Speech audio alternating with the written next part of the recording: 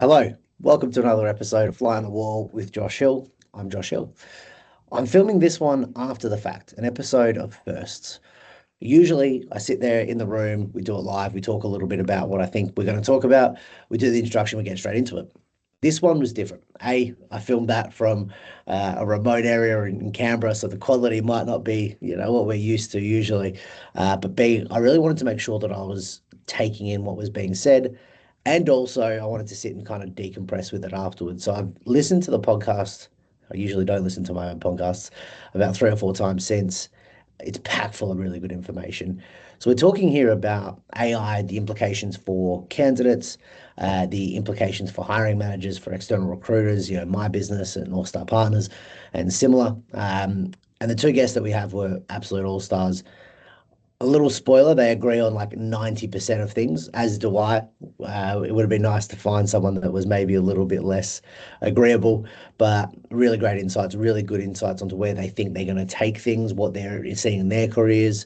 My first guest, Careen Matthews, who is running a fantastic HR business, Human Ear, and they've built an AI platform called Mac. Really, really interesting stuff, cutting down the hard work being done by HR teams. And it is hard work. It's heavy administrative work. It's heavy on understanding things like legislation and things of that nature. Green brings fantastic insights into what she's seeing in her world from the internal and HR perspective, tempered then by Daniel Savva, who was our second guest, who's got 20 years nearly of external recruitment experience and also now internal recruitment experience, is currently undergoing a bachelor's degree in law. So you look at the implications of what they're seeing from large-scale internal hiring teams, what I'm seeing also from the external world of large-scale hiring teams as well, and the challenges that AI is facing for both candidates, for hiring managers, the opportunity. We talk a little bit about what the skill set of the future must look like and where the opportunities lie to really make a difference, because it's not going to be what it was only a few years ago. There's a lot of predictions, a lot of crystal ball, but hugely packed with information. I hope you'll enjoy it. We had a blast doing it. And sorry it's taken so long because it's been me having to film this, but I look forward to it. Would love to get some feedback. Thanks so much. Green, we'll start with you. Human Ear, tell us a little bit more about yourself, what you do, and your background. Yeah, so I worked out today. I actually started in recruitment 22 years ago, which is a scary thought. And my first role was actually in rec to rec. So I was networking, headhunting from day one. Moved into HR. So I've been in the people space now for about 20 odd years. And after finishing my last role, took some time out with my son and started really thinking about the burnout rates in our industry and how could we support the industry a bit better. And that's really where Human Ear was born. And it was always around how do we support the industry that I love, that I grew up in, that gave me all these amazing opportunities. And we started Human Ear as a support app for HR. And then when we saw AI start to commercialize, we saw a real opportunity to change operationally how we worked. And that's really where the community, so that we brought together that artificial intelligence and human experience. And that's really what Human Ear is about. So you're at the forefront of AI and HR together from day dot here, really. Yeah. Fantastic. Fantastic. Well, thanks for coming on. I'm really interested to get your points today. Daniel, what about yourself? Not quite as tenured as Careen, but heading that way. So this is, I think, I'm 18 and a half years experience now. Over the past few years, I've sort of found myself fascinated with employment law and I've sort of seen myself go towards that. So I'm actually doing a LLB at Bond University in conjunction with my current role. There's not really much else to say on that front. It's pretty good. I mean, I just doing some quick maths. We're all very young, obviously, but we've got 55 plus years sitting in the room. We've seen some stuff, right? We've seen some stuff. I'm looking forward to this. So thank you both very much for joining me. Look, like I mentioned earlier, the real key function and outcome that we want here is to talk a little bit about where AI is going, what we're seeing from our different perspectives, me as an agency owner, Careen in the HR world, but also with the background they have, and Daniel day to day in the coalface, leading talent acquisition within internal teams. I'll start with you, Daniel. How much are you seeing AI? How much has it changed your job thus far in the brief period of time that it's become mainstream? What have you noticed the most? Good question. I suppose the biggest shift that I've seen is in the speed and pace of recruitment that has picked up massively. It's had to.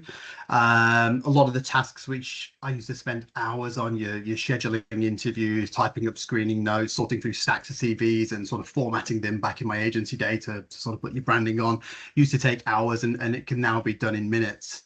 One of the best pieces of technology which I'm seeing at the moment is the audio recording. When you're screening candidates, you can be present in the conversation as opposed to just scribbling notes and then trying to type them up at the end. It's fantastic. It's sort of revolutionary. It's definitely helped from a recruitment perspective, focus on the conversation itself and building the real relationships with candidates and hiring leaders themselves. Brilliant. Do you think that means that you're seeing less headcount to get better outcomes in terms of for your customer base, or in this case, your internal client? This is actually something I was going to bring up later on. Sorry. In terms of what the future of recruitment looks like. For the time being, it just means that we can be more strategic in terms of what we're doing. We're getting rid of all the nitty-gritty tasks that used to take hours. But I think looking forward, I think there's going to be another dramatic change coming to recruitment, but I suppose employment in general over the next couple of years, but I'll sort of get to that later on. Yeah, I was going to leave that cliffhanger right there. Well done. Careen, what about you? What are you seeing? How's it impacting your day-to-day and the customer base that you've got? Yeah, so I think really mirroring what Daniel's just said, if I'm being honest, but just switching it up to the HR function, the admin tasks. So I might just give you an example of this, but throughout my HR career, most of my days would be back-to-back meetings, and every single meeting would require an action and would have pages and pages of notes or pages and pages of type notes. And now, I take Mac into my meetings and I leave that meeting. It's transcribed. I've got all the documentation I need. I don't have to do the file notes for the HRIS. I'm not spending my evenings catching up on my laptop to get into the office the next day. And so with that, it starts changing the administrative side to being highly strategic, because I've now got the time to coach people, to mentor them, to go into the business, to iterate really quickly on frameworks and implementation. And so work that would take me 12 weeks before, especially around frameworks, etc., I can actually go into a conversation with the leadership teams, have those conversations and have iterated a first draft of a framework by the end of the day. And then we can use that to start testing in the organization really quickly. So I think it is about that speed and the elimination of admin, I think. And I think that's where the power of AI is. And I'm sure we're going to talk about that in a second. Absolutely. So what I'm getting from both of you there is it's actually making you more human. You're both spending more time actually dealing with human problems, and all the other stuff is out in the background somewhere being done by a smart AI. Exactly. Brilliant. Now, for reference sake as well, Careen, Mac is your AI that you built at Humideer, isn't it? Yes, it is. Thanks for the plug. I'm here for it. Don't worry. Similar problems that we're facing, right? We've got a lot of time, and in my world, it's much the same. We speak to so many different clients and customers and everything like that. I, for one, I'll put my hand up, terrible at admin. So suddenly I've got really good at it, and we have all this extra time to go and spend actually having conversations. What do we think that means? We're going to get into the juicy questions early, right? What's the crystal ball prediction? What does that mean for the future of work? Careen, you can continue because you're going on that pathway anyway. Where is this going to take us? What does it mean? Yeah, there's hysteria, but what's the upside? Yeah, look, and I think it is going to dramatically change the world of work. I think we've got to be quite realistic about that. But I think it's not about AI or humans. I think it's about both. And I think it's about how we work together.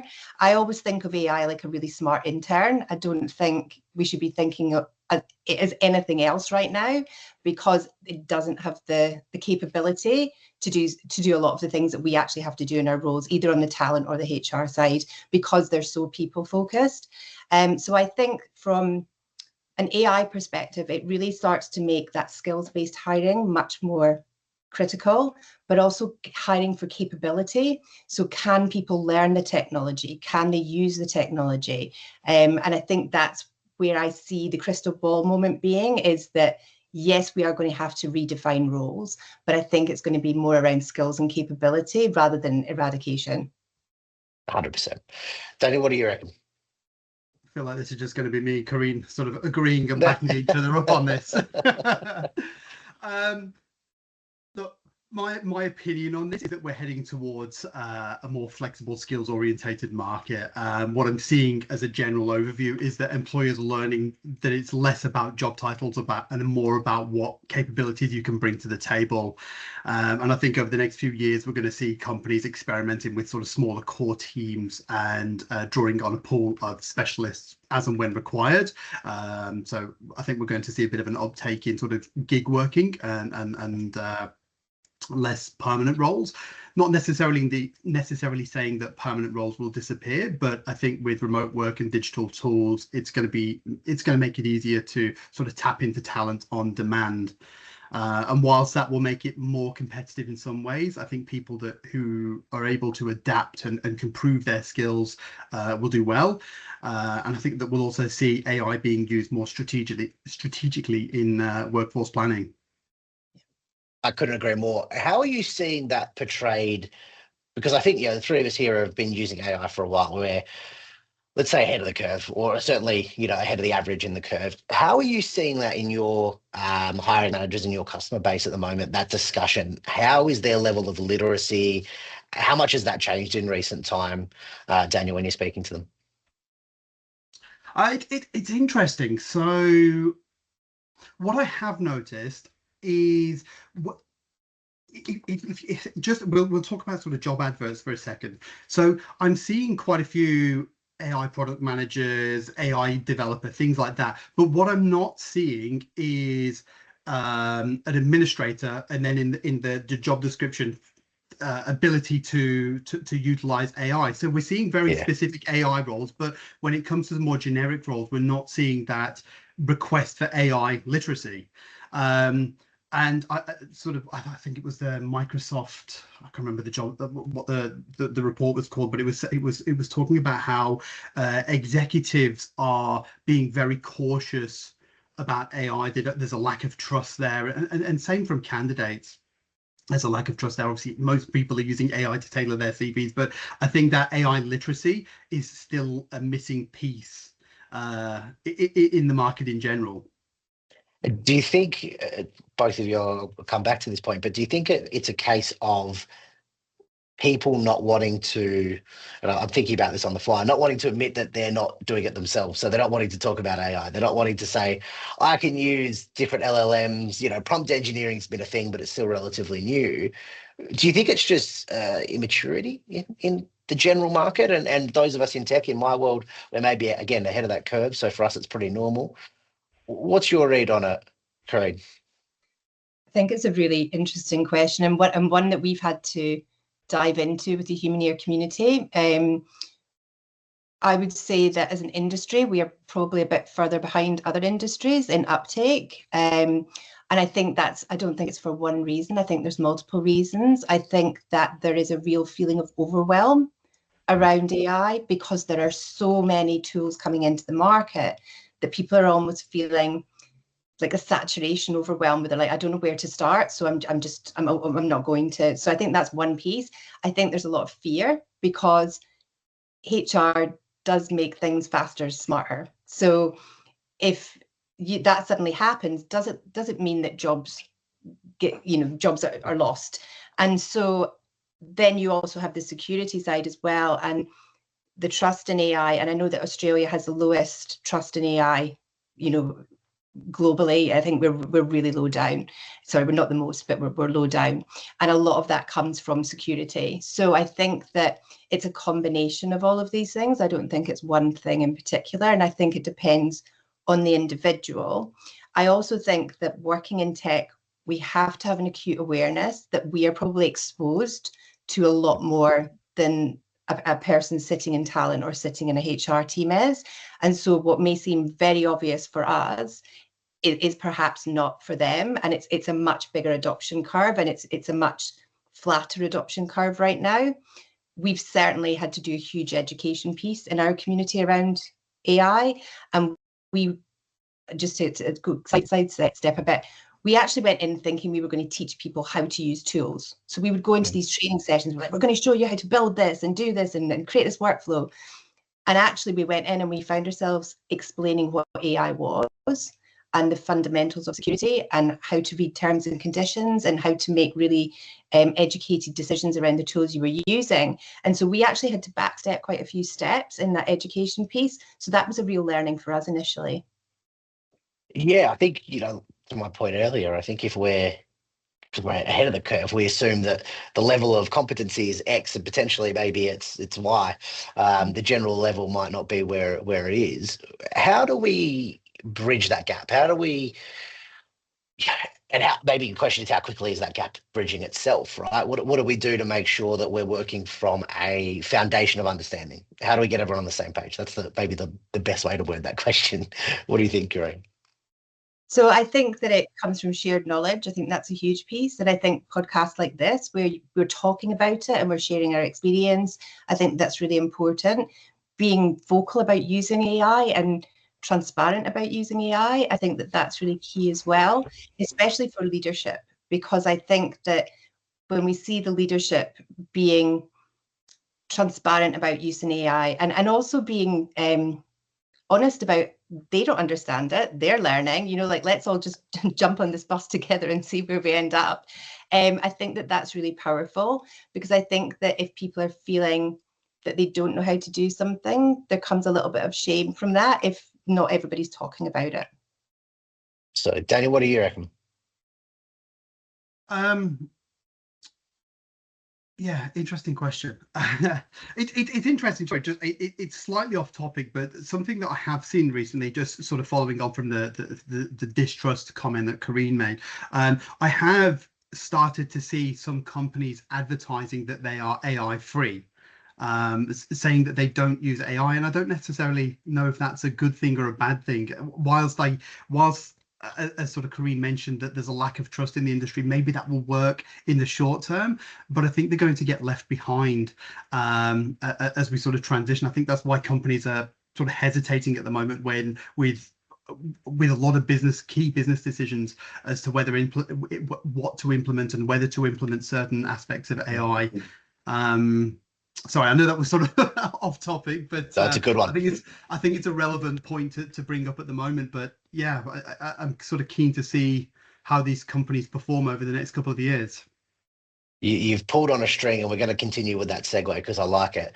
My 2 cents on that is the haves and have-nots will become wider, right? And when I speak to companies who are thinking about AI or starting to look at AI and don't know where to start, what I often find, and a lot of it's education, to your point earlier, Careen, is we go in, we have a chat around, hey, this is what the consultant of the future looks like. Everyone's on this bandwagon at the moment. Every consulting company in Australia is starting to develop AI preparedness capabilities. We need it. It's definitely the case. But if you're a company that's saying you're AI free, you may as well say I'm Blockbuster, in my opinion. I agree with you. Yeah, I agree with you. And it comes down to the productivity gains. So if you've got the opportunity to 10x outputs by removing admin and repetitive tasks, and you decide not to do that, you are making an operational decision to have a bigger workforce that will have to be compounded over time to keep up with the growth if you're going to grow as an organization. But if you've got the tools and the tech in place to allow that scaling on an exponential scale, that I think that's when we're going to see the leaders step out in front. Yeah, that gap between we use it a little bit, or we use it in certain parts, and we're back over there not using it all. I think it'll be really interesting. We just don't know, do we? We're seeing companies experiment. I mean, if you look at Klarna, the financing company, pay as you go, afterpay competitor, we'll call them. Yeah. That they I think it was like 800 customer service staff that they let go. And then because they couldn't they couldn't deal with a more nuanced conversation outside of their typical script, they had to then rehire sort of half their customer service workforce. And then very recently we saw the same issue with Combank, where nuanced conversations meant that executives were getting on the phone with customers that were complaining about sort of bank transactions, and consequently they're like, oh, we better backtrack and bring some more customer service. So I think I don't think we're going to be in a space for the next year where companies are completely confident with their AI decisions. I think there's going to be a lot of trial and error, and I think it's who's going to fire first sort of scenario, that one company's going to have to step up and try to implement it, and it might go awry and they have to backtrack, same as what Combank did. And I think it's just going to be trial and error, and one company's going to succeed and they're the ones that are going to be that are going to shoot ahead. Can I just pull on that for a second, because I think this is fascinating, and it does make me think, when you were looking at the capability of the AI for these companies, it's like, who decided that AI would be capable to have very nuanced conversations that were perhaps not something you could train on? So I think there's so many learnings from it, and other companies can learn from it. And I don't know if they're doing this, but what I'd love to see, especially in the ecosystem in Australia, is companies being really honest about their learnings, and so other companies are not making those mistakes. Because I actually think that knowledge share is part of us building the trust and building the confidence with AI. Because these are pretty big things, is to put chatbots into your customer service for complaints around transactions and things, like that. There must have been a real sort of investigation piece before they decided to do that, and it's like, well, where were the gaps there? Because obviously there was gaps, and how do we learn from those as other organizations? I'd love to see that knowledge share. I love that idea. Isn't it just utopian, right? And I agree with you. I think that if we're going to make everything better, I think that makes sense. I'm going to call you out on one assumption, and that assumption was that someone's done some groundwork to check whether or not it was a good idea. Name an analysis on it. I would really I'd be surprised given the rush to get things implemented, and certainly I know of one company, one of the world's largest mining companies, that has 150,000 agents that does the littlest piece possible for this exact scenario. It's not nuanced. It does this and it does this and then it does this, and they all link in. The compute cost would be horrendous. I don't want to know, but that's the way I think that you've got to do it, right? People have this expectation that it does everything. Yeah. It is a thing, like it's one sentient being. AI is neither artificial nor intelligent. It's just trained models. So, yeah, that's my take on it. Daniel? Yeah, I agree. There's not much that I can really add to that. Okay, good. Just checking. I thought I'd make sure that you were involved there, mate. Now we've pulled on something. I think we're going to keep going down that segue a little bit. The future and what it looks like. We'll pull out the crystal ball a little bit more. What does it mean for the person who's starting to get into the workforce at the moment? In our time, as we said, we've got many years of experience. It was a pretty simplistic equation. Get some experience, go apply for some roles, start to work. Things are changing so promptly. What does that mean for the next generation? How do we, graduates aren't going to be what they were even 5-10 years ago. What do we think about it? I'll go to you, Daniel, first. I mean, this is probably going to be the right place to bring up what I was going to talk about earlier, and agentic AI. I don't know if either of you have sort of had the experience or pleasure of sort of seeing what this can do. It's game changing, and I think the model which I was looking at is only about sort of 6 months away, and this is all singing, all dancing. Recruitment as we sort of know it at the moment will that small change that we've had where AI was doing our admin to what agentic AI can do is going to drastically change everything. This thing will take a brief so you basically have a bot which you sort of implement into a company, and this bot will take briefs from hiring leaders. It will advertise the roles. It will sort of adjust the advert on the fly if we're not getting the right sort of skills and candidates of volume coming through. It can screen thousands of candidates at once, something that a human cannot do. It will close the role down. It will then send out the contract. It will do all the administration and sort of the onboarding process for this candidate. It effectively nullifies what your sort of stereotypical recruiter does currently. So I think with that in mind,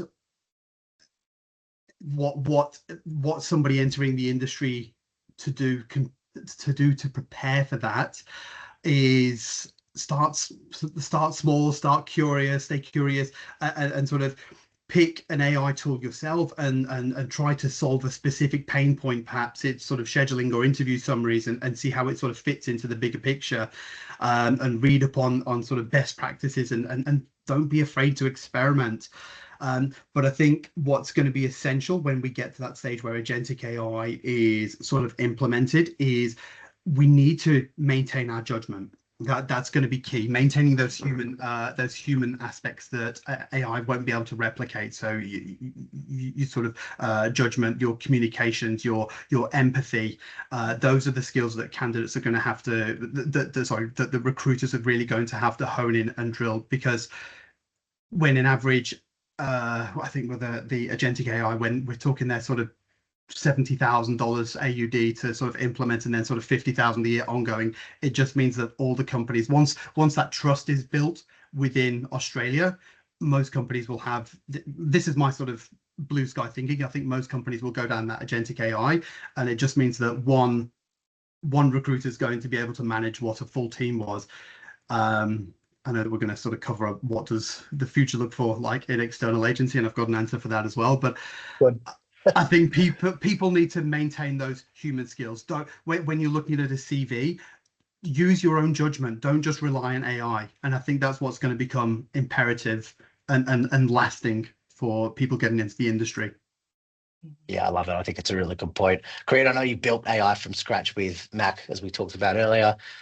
Talk to me a bit more about your thoughts on that, because I think it is the question as it stands at the moment. I love, and it's again mirroring what Daniel just said there. Like, we were so on the same page on this. And Mac actually utilizes agentic AI now. So I think that it's so exciting. It's so exciting where it's going, and I feel such hope for us as an industry.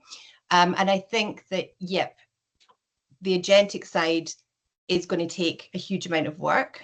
And again, it's that administrative side, because I think we're going to see more legislation come in where around decision making, especially when it comes to hiring, firing, probations, that sort of thing. I think there's going to be human oversight. So there's always going to be the need for people in that human oversight role.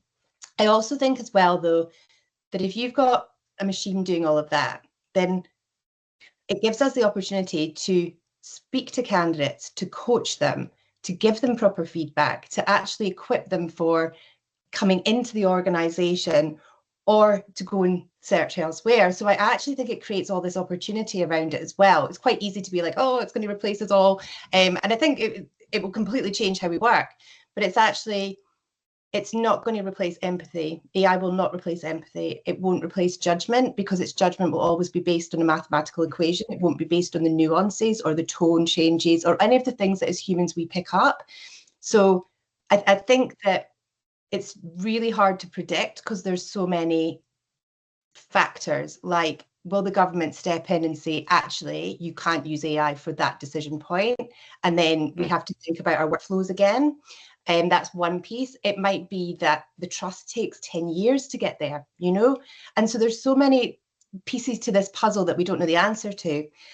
I would say my advice to anyone who's, early on in their career or finishing university is there's some real skills that are going to make you stand out just now. Things like developing storytelling, developing your own personal brand, along with all the ones that Daniel said around empathy, coaching, judgment. These real human skills actually become much more important the more we rely on the machines.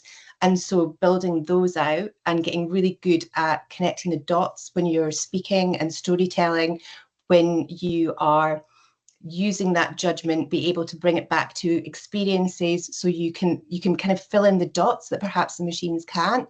I think that's going to be really critical moving forward. I love that. I like same hymn sheet, right? Everyone's kind of got the same piece, but I wouldn't expect it to be any different. And certainly what I'm seeing in my world in terms of running an agency day to day is that the technology is great, but it's still not able to relate, to build relationships, to understand the problem. It's able to understand the problem post the fact, but it's not able to understand the opportunity, I guess maybe is a better way of wording that. And I think that when I look at the opportunity for recruiters wholesale, it's about being able to go, yeah, the AI says that this person ranks really high and they do, but that number 3 or 4 person could be really good because of this intangible. And that is going to be really hard to, I think, to bring AI into. Yeah, that person that is just eager and hungry, that's knocking on doors and having conversations. That person that maybe doesn't fit the algorithm, but is really, really good. And I'm going to run into that because that's an important part that, like I say, I've got a lot of questions over the last 24 hours since announcing I was doing this. The number one question I got from everyone is, I use AI to speak to other AI now. So my AI CV is speaking to an AI ATS. I'm getting nowhere. How do I go about standing out in a market like this?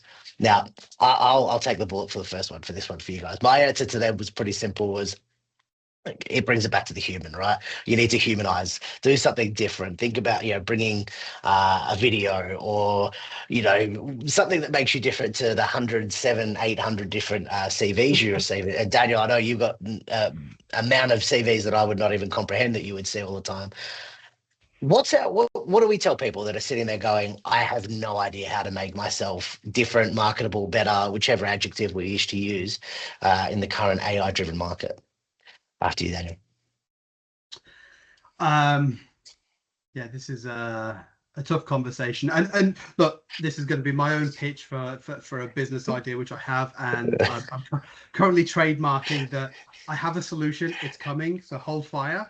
But in the interim, AI, we're not there yet, or as far as I'm aware, we're not there yet, where AI is screening CVs in its entirety. There's still humans in the back end, sort of fact checking and making sure that they're right. But for the time being, I think it's just making sure that it still operates, the AI still operates the exact same way that a human does. So it just makes sure that your profiles are clear, consistent, and have all the necessary keywords to get through that initial part of the screening so you can get to that conversation. I think highlighting examples of your adaptability and collaboration and sort of creative problem solving and demonstrating that on your CV. Not just hoping that you'll get through to a conversation to be able to demonstrate that. Any results where something that you've been proud of, I think is important to have on there. These are things that AI can't necessarily measure. And I think one of the key things right now is relationships. Speak with your agency recruiters, speak with your managers, and sort of focus on that authenticity and storytelling. And I think candidates that combine sort of strong digital profiles with actual human connection are the ones that are going to be able to stand out. 100%. Sorry, I made you really pull on those 18 years of experience for that answer. I apologize. Careen, what's your take? I totally agree with what Daniel said. Completely agree. Look, I think that it has to be a two-pronged attack, very much like Daniel said now. I think that the AI it's generating predictive text, okay? So it's kind of like you can't innovate if it's based on historical data. So that's where the bump up comes when you're using AI, speaking to AI and stuff. It's like go around in circles. But what I think is, elevating your job applications by going on LinkedIn, by seeing who works at the company, by reaching out, seeing if you've got any contacts. I think that sort of thing, and it is very much what Daniel said, it's that personal touch. It's like, how can you, in addition to sending your CV with all of the great advice that Daniel gave there, so up for the results. Love a result on a CV. I'm like, I can see what you did. I can see how you contributed, tick. But then having that layer of like, I've reached out, I'm so excited about this, whatever that looks like, and really working your networks. And I think that's where I mentioned before, that personal branding piece becomes really important, because if you can stand out digitally as well as in your CV on whatever platform that's on, that could just give you the edge. Yeah, people aren't doing it, are they still? I mean, I see people that have come out of jobs and been at places for many, many years, and suddenly they're building their first LinkedIn profile and that kind of thing. I think that the digital age means that regardless, let's just park AI for a second, you just need to be more across your resume being the same as your LinkedIn. You know, people need to know you exist. It's competitive out there, unfortunately. I know that's not that we've given them something to work on there. I know that's not like a silver bullet, although it sounds like you're working on one, Daniel. But if there is one, if anyone's got a silver bullet, tell us, because I've yet to find one in 15 years nearly of agency recruitment in this space. You just need to make yourself human. Have a conversation with people on the other end of a phone. Make sure your CV is good. That's the takeaway. All right, we're going to get into the real crystal ball stuff. What's the future look like? Where's not the future of work, but of our functions? What does the HRTA people culture, whichever way we wish to word it in this day and age, what does that look like in 3, 5, 10? Feel free to put your own arbitrary timelines on it. What's your take, Careen? Oh goodness, I do know I've got so many ideas around this because it could go so many ways because the technology is moving so fast. So if I think about it, and again, there's so many interconnecting themes between what myself and Daniel are saying. I do see mission-based teaming, so I see people being hired either fractionally or permanently for capability and skills, and then that pod kind of mentality of like project-based, it's a mission-based team, we get this done, we move on to the next thing. I very much see that, which means that I think the whole structure and design of workplaces is going to have to change quite dramatically. I see even in teams, so for example, in the HR team, I see each HR team having a HR engineer as part of the team, and that's someone who can manage all the models, manage the tools, and actually create the workflows that are going to be able to deliver what organizations need in the future. I think there's going to be because I think one of the dangers with AI is actually dehumanization. So I actually think that loneliness in the workplace might become a bigger problem. And so I actually think that there will be much more emphasis placed on human experience and connection, which I know is a massive theme that we're all talking about today. And so I feel like I can see all these little bits of what the future might look like, but I'm not sure how they'll all come together without a dramatic reimagining of workplace design. HR engineer, I like it. Let's make it a thing. Talent engineer, HR engineer, yeah. I like it. Daniel, what do you reckon? I think we finally found a topic where I might have a counterpoint to something that Careen said. Yes. It's happened. And look, loneliness, definitely. I think that is going to be a major concern. And I suppose culture obviously comes into that part of the conversation, but I don't necessarily think that permanent hires will increase. I think they will decrease. So if we just look back at my comment around sort of agentic AI, that you once had a team of 6, 7, 8 recruiters to manage the recruitment function as it was. You now have 3 or 4 agentic AI models and 1 person to oversee it. And let's say next person down the line that where this agentic AI used to recruit a team of developers, Java developers, let's say in this instance, that once again agentic AI will be able to do the coding for what used to be a full team. So you'll then have 1 person to oversee what that development looked like. And I think so permanent roles, I don't know, it's probably not a very popular opinion, but I think permanent roles will slowly dissipate over the next sort of 5 to 10 years as that sort of trust builds up in AI. And I think what will emerge is a gig economy where you sort of statements of work where you're hired to do a specific role and then move on to something else. Yeah, I think that sort of sums it up. I think it will be a relatively lonely place. I think if you're just sort of doing BAU and there's no sort of key projects that are taking place, it can be a very lonely place. So I think workplaces as a whole will shrink. But yeah, that I'm not sure whether people will agree with that, but that's sort of where my head's at the moment. It's been something that I've been thinking about for months. Same. I love. Sorry, go Careen. I'll finish up. Just a really quick one, because Daniel, I know you're studying employment law. And I'm like, all that came into my head when you were speaking was like, what legislation are they going to put around contractors when we get to that stage? 100%. I mean, it's something that I think you even wrote about it on LinkedIn, that how can and there's got to be there's going to have to be some sort of legislation around this, but there's the specific laws at the moment to, if you make somebody redundant, there's certain parameters that have got to be met to make that person redundant, and you cannot backfill them with somebody with the exact same skill set just because they're cheaper. But with agentic AI, that could effectively be the case, but we're just replacing them with technology. And I know there's the argument that it's we're automating a process, but surely there's a human element that needs to come into that conversation at some point where we're like, is this the right thing to do as a business? But yeah, who knows? Gets into ethics, doesn't it? I think at that point. And I've seen a real rise in AI ethicists as a discussion point, who are infinitesimally more intelligent than I am when it comes to talking about technology and where that intersects with philosophy and a whole bunch of other things. My 2 cents is I actually think that you're both right. Yeah, watch this. I'm going to sit on the fence.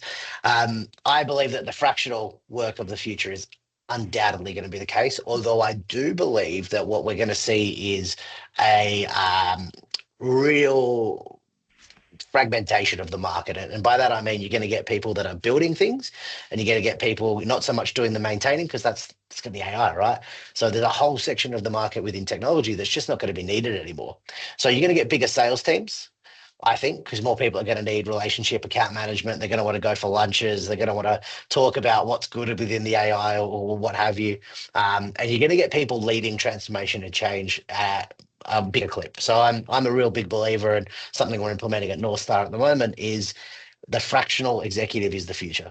Come in, do a piece of work for 3 months, get them up to a piece, get them up to a level they need to do, move on.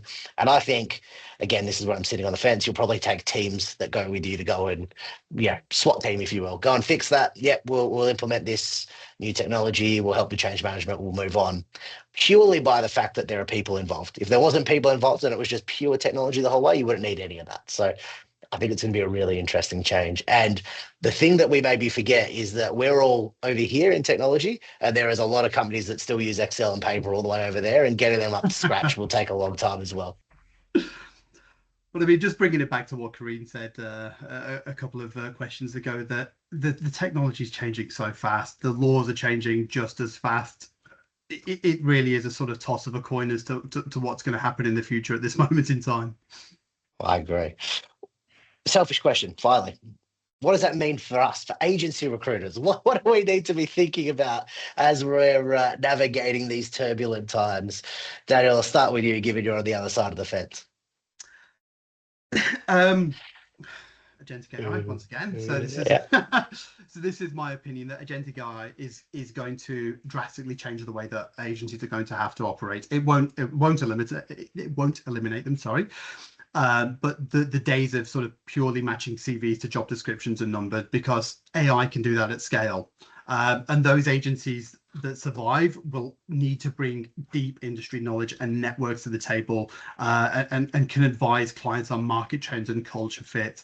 I also, once again, sort of just based on sort of my past prediction, like, I think that a lot of recruitment agencies might pivot into helping organization implement and govern those AI tools. But in short, I think sort of generic agencies will shrink, but those that specialize and add strategic value will still remain highly relevant. I think we've seen that already. All the big agencies across the world are shrinking revenue-wise, and the boutiques seem to be doing okay. Certainly, it's what I'm seeing in my experience. Careen, what's your take on it from what you're saying? I wholeheartedly agree with everything that Daniel said. I think we're back to it. Yeah, we got one question. Where we opposite. Slightly argued. Yeah, look, I think it's going to be those who are really good in the advisory role. So those people who are really good because they've got the deep market knowledge, because they understand the industry, because they understand the people in the industry that they work in, they're going to be the people that become trusted advisors for organizations. Or sorry, they are trusted advisors for organization, and they will have such deep networks in those subject matter expertise areas that no technology is going to be better than a really good agency recruiter and their phone, like the contacts they have in their phone. And so I genuinely think that you'll start to see really good people rise, and the people that are just flicking CVs all the time, there won't be a role there. Yeah. And to be honest, I've said it for a couple of years. They can go back to selling cars. Off they go. The industry won't miss them. I was going to apologise to part of my industry. I'm not going to. They deserve it. What to wrap it up, right? We've gone opportunity and optimism. We've gone a little bit of negativity in there, but realistic, I think, as well. Realism. We've talked about the future. What? And again, I'm sorry, so much of this has been crystal ball. What are the skills? We touched on this earlier, but what are the skills that people inside our industry and in general, what do people really need to start thinking about now that's going to help them even tomorrow? Yeah. How do people start getting to grips with this now? Daniel, you can go because I know you already started on this earlier and I kind of dragged you off on that before. No, that's fine. Once again, I have no doubt that Careen's going to follow. But look, for me, there's two broad areas that stand out. So, firstly, technical literacy. We need to understand how these AI tools are working, what data they use, and how they question their outputs. We won't have to code them. I think there'll still be people that do that in the back end, but we must be comfortable with interpreting and challenging what they tell us. I think that challenging part is going to become imperative.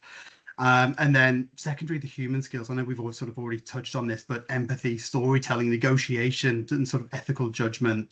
As AI takes away a lot of our sort of routine tasks, our value will rely in that relationship building and creative problem solving and ensuring fairness. And I think people who can bridge that gap between sort of tech and humans, they're the ones that will be in high demand. Yeah, brilliant. Couldn't disagree with you at all. Careen, what do you think? Totally agree. No, and they're really good skills that Daniel pulled out there. Look, there's a few, and sorry if you already said these ones. I was trying to take quick notes there, so I didn't repeat it. But I think that influence is a really strong skill to learn. Agreed. You mentioned empathy. I think if you didn't mention it that time, you mentioned it before. That's a really critical one because that's the one that the machines cannot replicate fully to the same level as a human. And then judgment as well. That's critical, and that falls into so many things. And then everything else Daniel said. There you go. We started and we finished in the same vein. We're on the same page. I love it. I think we only had one disagreement, and then everyone was like, "Oh, yeah, actually, that was a good point throughout." Not a bad thing, right? It means that we're all seeing kind of the same thing. To finish off, is there anything else that you want to add, Daniel? Anything else you think that we should be thinking about or talking about around this subject?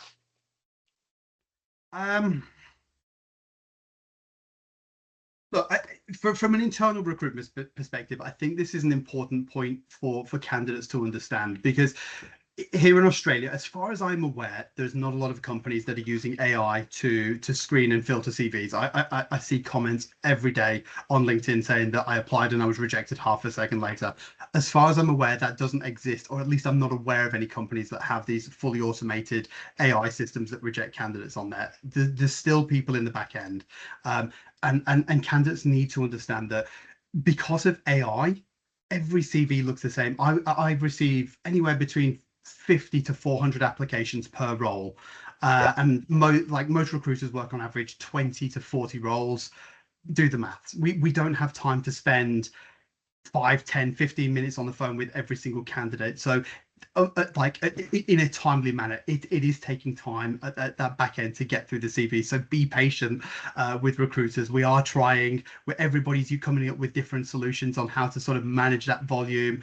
And please do not use these AI systems that are applying for jobs on your behalf, because when we call you and you have no idea what we're calling about, it raises questions. I think that's a good I note love to that. finish on. That is a cautionary word of warning that I can echo, in that, we're out there seeing all these different things. Keep control of your job search, keep control of your CV. Don't trust the AI implicitly. Make sure you're familiar and it represents you appropriately. Couldn't agree more. And you're gonna anger a lot of people with that one, by the way. I can't wait to see the hate you get off that comment. Careen, what's your take on it? Sorry, I just got really into Daniel's answer. What was the question again? What? Any other pieces that you want to add? Anything else that's worth noting? Any final thoughts? Yeah. Sorry, I just started doing the mental maths of how many CVs you were getting a week, and I was like, oh my god, I'm overwhelmed.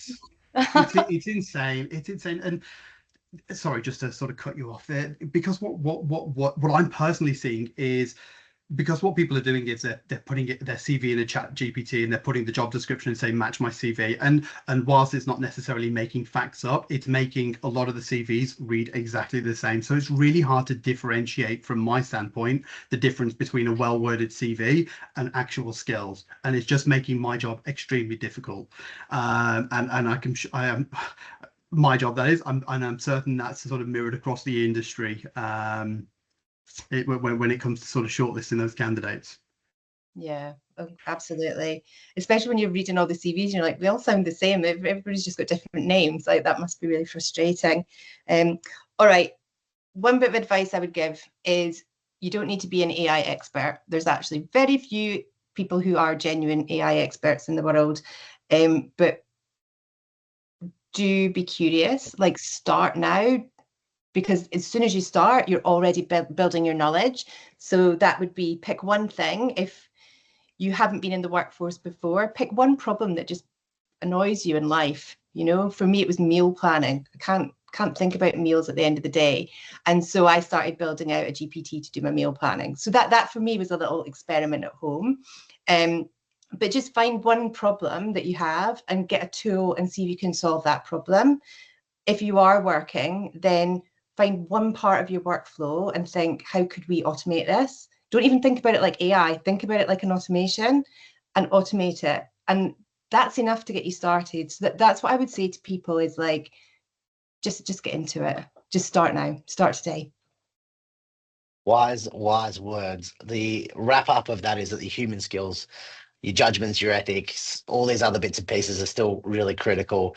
I think we agreed on the fact that you still need to have control over it. Don't let AI run your life, but get in there and use it. Start to figure out what it's good for. Fire some shots in anger, find something you want to use, and just be curious. You know, get it into the real world. I think that's, the lack of curiosity is an issue. Brilliant. Well, guys, thank you very much for both of your mostly aligned opinions, if we're being honest, but really great insights on what you both shared.